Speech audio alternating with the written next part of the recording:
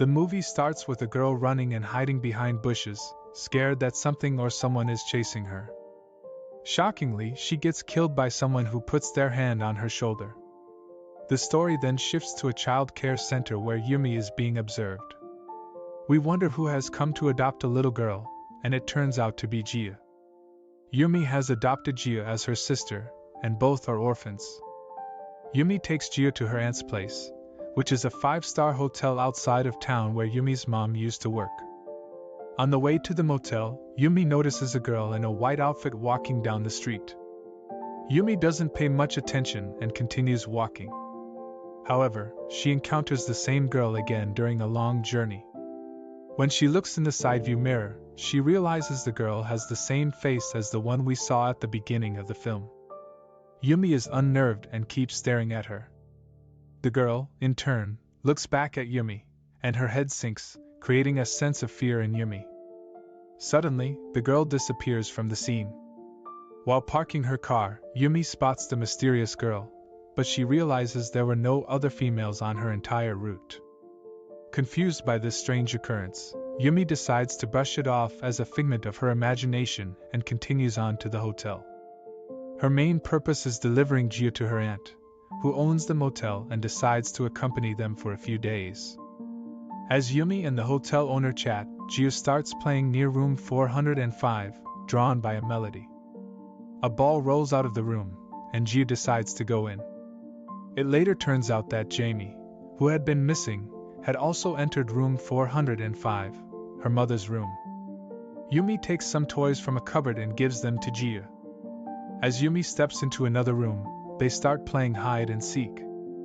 Jia hides in the basement and notices a lady's foot, but realizing it's not her sister, she runs away. Yoo-mi, on a quest to find Jia, follows her into the basement, despite feeling frightened by the environment. Jia calls Yoo-mi's name, and amidst the search, Yoo-mi sees the shadow of the girl who died on the road. This momentarily unsettles Yoo-mi, but when she turns on the light, the shadow disappears.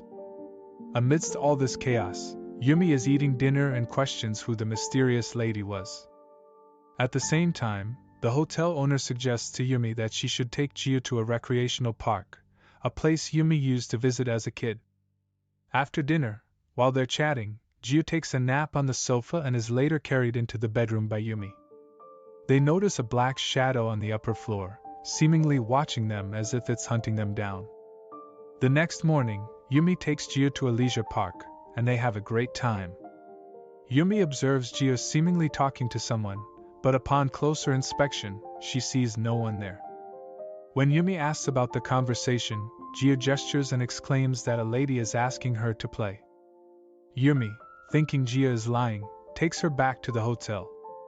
While Jia plays with the lady, Yoo-mi notices a shadow in the background and reaches the spot where she saw a dying girl. Everything is ominously dark, and at a bus stop, she glimpses the same girl. Yoo-mi is jolted awake when the girl turns her neck while standing still, realizing it was just a nightmare.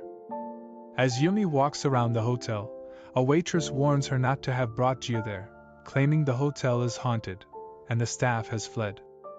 The waitress reveals seeing a lady in room 405 wearing the waitress's uniform, who turned into a ghost when she entered.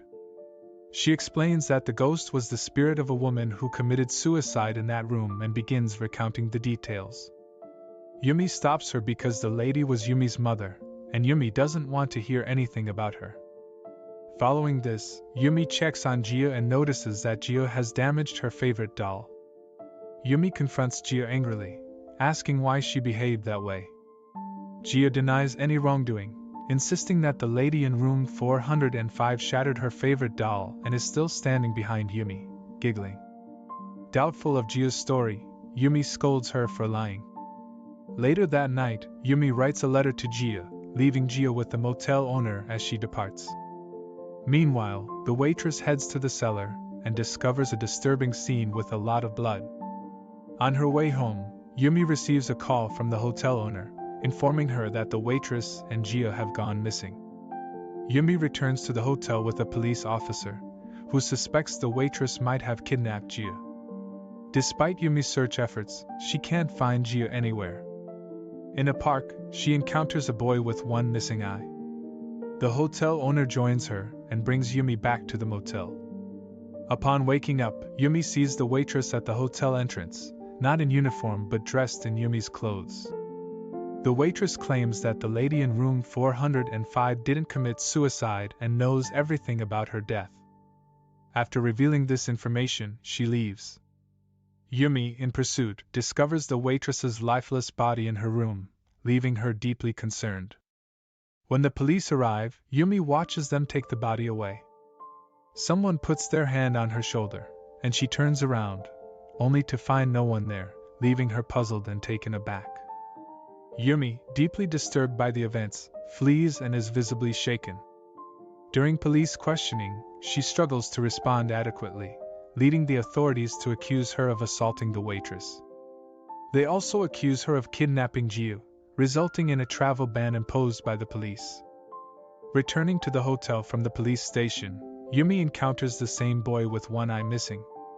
He shares that he had seen Jiu with a girl and reveals that the lady Jiu used to talk to was not human but a ghost. The boy, who can see ghosts, takes Yoo-mi to the hotel's basement. In the basement, the boy communicates with the ghost, asking questions by having it click once for yes and twice for no. The ghost confirms that it had passed away, possesses a copy of Jiu, and has been assassinated. The boy then witnesses the ghost draw something on the floor, leaving him terrified. As he tries to flee, the ghost attacks and strangles him, causing him to see the head of a deceased girl. The boy informs Yoo-mi that Jiu has died and warns her to avoid staying at the hotel. Despite the warning, Yoo-mi disregards the boy's advice and returns to the motel. Inside her hotel room, she notices the same drawing made by the ghost in the basement. Yoo-mi decides to leave the hotel and heads to the bus station, where she comes across a missing girl poster. The girl in the poster has been missing for over 5 years. Yoo-mi is now heading to the house of the girl mentioned earlier. Upon reaching the residence, she encounters the girl's grandfather, who reveals that the hotel owner taught the girl how to play the piano. Interestingly, the girl's friend was the son of the hotel owner, but he suffered from a mental illness and had committed suicide at the motel. This revelation shocks Yoo-mi, especially since the hotel owner insists that her child is in Australia. The scene shifts to the location of a police officer's investigation at the hotel. They discover the same girl hanging from a rope in a hotel room. Intriguingly, the same rope used by the girl was found on the dead body of a waitress in the film. Yoo-mi enters the hotel, goes to the basement, and finds a door leading to a different chamber with numerous CCTV monitors. While Yoo-mi explores the room, a police officer in the reception area awaits the arrival of the hotel's proprietor. Simultaneously, the door to the chamber opens, and the police officer enters, signaling that the mystery of the film will be unraveled here. Yoo-mi spots the hotel owner's son disguised as a mummy, and a police officer approaches, almost grabbing Yoo-mi. However, a noise from behind distracts them. Breaking a wall, the police officer discovers numerous dead bodies, some with shaved heads. Witnessing the gruesome scene, Yoo-mi is terrified. Suddenly, the hotel owner appears, cutting the police officer's throat with a knife. The motel owner then ties Yoo-mi with a rope identical to the ones found with the deceased individuals, revealing that no one committed suicide. They were all victims of the motel owner. It's revealed that the motel owner is mentally unstable, believing her son is still alive and keeping him confined in the chamber, referring to him as Mummy.